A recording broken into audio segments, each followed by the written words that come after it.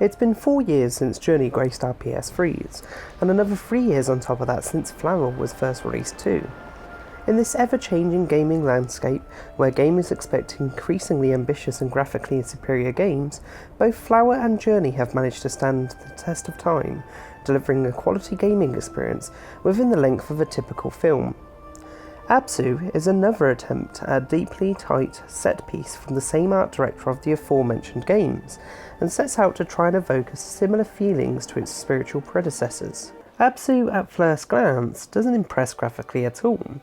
Just like Flower and Journey before it, the simple geometry of the main character, combined with the simplistic, almost 2D aspects of the environment, evidence a game that's trying its best not to be realistic. It's only after playing for a while that the simplistic visual style reveals a deeply hidden secret. Abzu boasts one of the most beautifully rendered worlds to have ever graced gaming. The lack of detail is intentional. Sharp colours and gorgeous, almost abstract surroundings combine to bring a real sense of artistry to Abzu's underwater world. In motion it's even better, with a multitude of different sea life all combining to become a gorgeous palette of colours that follow your every move. The sheer amount of wildlife all moving along and going about its daily life is staggering, and it really helps to create a true feeling of life in the underwater world.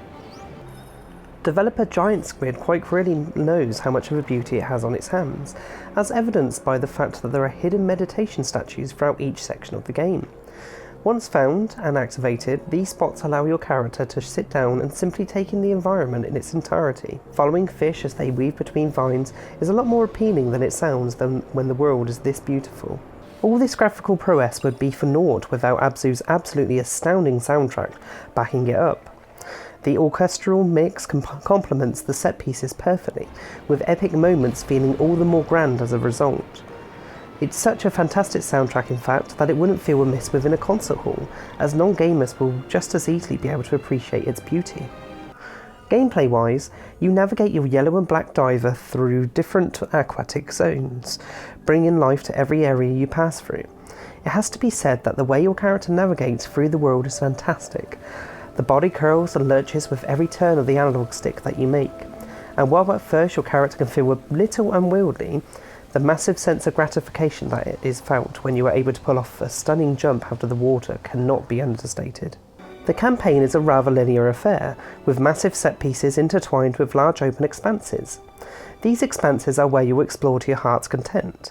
Some will obviously ignore the surroundings and head straight for the objectives, but they'll be missing out. Those who take in every little detail these areas have to offer will get the most out of Abzu.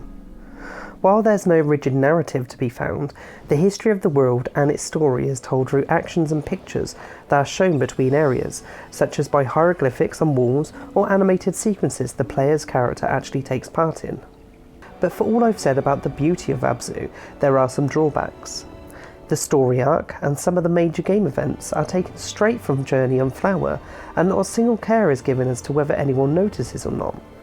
This is all fine and good for players who have never owned or played the aforementioned titles, but everyone else can be forgiven for feeling a little bit cheated by the experience. Abzu is still fantastic in its own right, but seeing entire sections of gameplay repeated from previous titles is certainly disappointing. Then there's also the fact that there's actually no real challenge to be had in Abzu, beyond becoming accustomed to the controls. Granted, you're not likely to be playing Abzu in order to experience challenging gameplay. The star of the show is obviously the environments, but it wouldn't have hurt to have included some puzzles, or other form of gameplay challenges.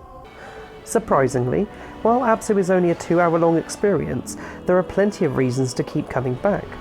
Collectible shells are hidden throughout the world, pushing you to explore this splendid underwater world's every nook and cranny, and there are lovely payoff for when you collect them all.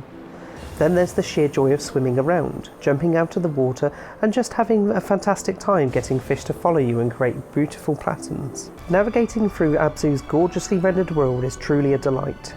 Everything from the music to the way that your character gracefully moves through the water and interacts with the wildlife is genuinely enthralling, and has been enough to make me come back to the game multiple times, even after its completion.